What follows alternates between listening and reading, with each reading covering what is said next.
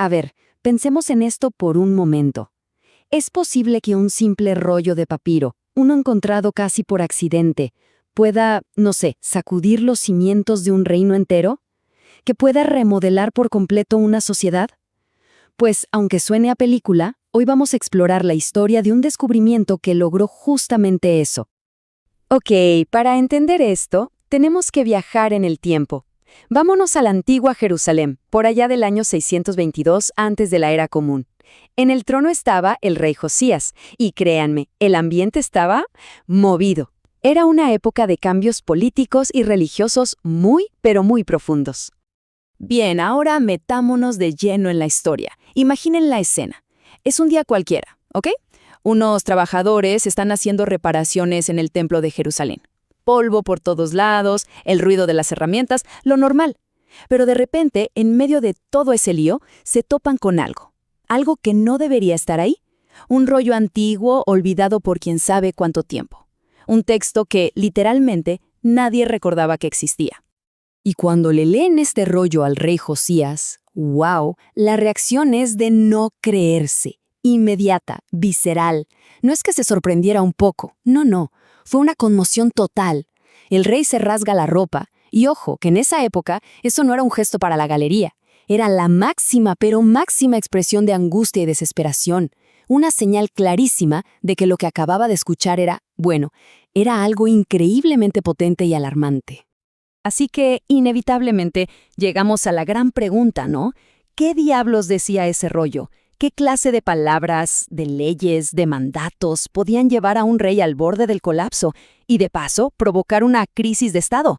Bueno, pues a eso vinimos. Vamos a meternos a detectives y a descubrir los secretos de este misterioso manuscrito. Muy bien, es hora de empezar a tirar del hilo. Por suerte, no estamos a ciegas. La comunidad académica, después de mucho investigar, ha llegado a un consenso bastante sólido sobre qué era este texto, y su nombre es Deuteronomio. Ahora, un punto súper importante. El libro de la ley que encontraron no es exactamente el mismo Deuteronomio que uno podría encontrar hoy en una Biblia. Hay que pensarlo más bien como el núcleo, ¿saben? Como el tronco de un gran árbol. Era la versión original, la base. Con el tiempo, a ese tronco le fueron creciendo nuevas ramas, se le añadieron capas, pero el corazón del texto ya estaba ahí. Y aquí es donde la cosa se pone fascinante. Entender el Deuteronomio es entender su posición estratégica, casi como una bisagra en la Biblia. No es un libro que esté ahí flotando solo, para nada. Funciona como un puente. Por un lado, se agarra de las tradiciones más antiguas, y por el otro, se proyecta hacia adelante, hacia los libros que cuentan la historia de Israel, dándole a todo un sentido completamente nuevo.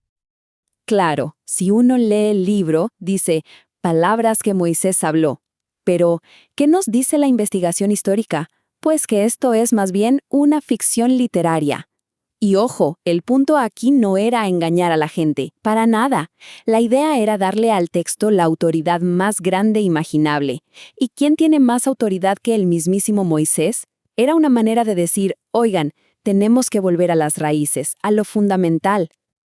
Entonces, volvemos a la pregunta, ¿por qué tanto alboroto? Sencillo, porque lo que encontraron no era una simple lista de leyes viejas y polvorientas, ¿no? Era un manifiesto, un verdadero programa de acción diseñado para una cosa, una reforma total y absoluta de la sociedad. Y la clave de este programa revolucionario está aquí, en lo que podríamos llamar los 5 pilares. Miren qué potente. No son ideas sueltas, ¿eh? Es un sistema perfectamente conectado. Si hay un solo Dios, pues lógicamente se necesita un solo santuario. Si somos un solo pueblo, eso nos conecta directamente con una sola tierra y una sola ley. Todo junto era ni más ni menos que una fórmula para unificarlo todo. La religión, la política, todo. De todas estas ideas, la más radical, la más explosiva, era sin duda esta: destruir todos los demás lugares de culto y centralizar todo en un único santuario. Pensemos que por siglos la gente había rezado en sus santuarios locales. Esta ley no era un simple cambio religioso. ¿Qué va? Era una movida política de primer nivel. Consolidaba todo el poder religioso y real en un solo sitio, Jerusalén. Un golpe directo al corazón de las tradiciones locales y, claro, a los poderes que las manejaban. Pero la genialidad, la verdadera revolución del Deuteronomio, no se queda solo en el qué decía, no. Está también y quizás sobre todo en el cómo lo decía. Un estudioso muy importante acuñó un término perfecto para esto: ley predicada. ¿Y qué quiere decir? Pues que este libro no es un código legal frío y distante. No, el Deuteronomio es diferente. Te da razones, te anima, apela a tus emociones, a la memoria compartida de todo un pueblo. Su objetivo no es solo la obediencia ciega, sino convencer al corazón. Y aquí vemos la diferencia clarísima. Una ley típica se enfoca en el castigo. Si haces X, te pasa Y. Punto. Pero la ley predicada cambia el juego. Se enfoca en la motivación. Te dice, oye, recuerda que fuiste esclavo, por eso debes hacer esto. ¿Ven el cambio? La autoridad ya no viene de afuera, impuesta, nace de adentro, de una historia compartida. La obediencia ya no es una carga, es una respuesta de gratitud. Es más, el propio libro te da la fórmula. Básicamente dice, mira, cuando tu hijo te pregunte ¿por qué hacemos todo esto?, no le recites la ley como un robot. Cuéntale una historia. Dile, éramos esclavos y fuimos liberados. La ley se convierte así en un cuento, en parte de la historia familiar, que se pasa de padres a hijos, de generación en generación. Pero la historia de este libro increíble no termina con el rey Josías, ni mucho menos. Lo que sigue es un viaje épico. Durante los siguientes 200 años, su papel, su función, todo cambió drásticamente, adaptándose a nuevas crisis, a nuevas necesidades del pueblo. Echemos un vistazo a esta línea de tiempo, porque es fascinante.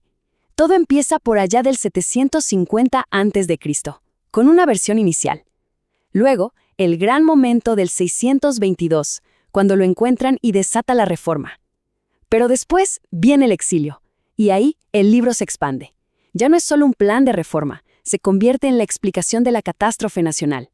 Y finalmente, hacia el 450, lo mueven de lugar una última vez, para ponerlo como el gran cierre de la Torá. ¡Qué trayectoria! Entonces, para que quede claro, el libro jugó dos papeles protagónicos. Primero, funcionó como el prólogo a la gran historia de Israel. Era como los lentes que uno se ponía para entender su éxito y su fracaso. Pero luego, su segundo gran papel fue ser la conclusión, la piedra angular de la Torá, el testamento final de la ley. Y aquí llegamos a su legado más duradero.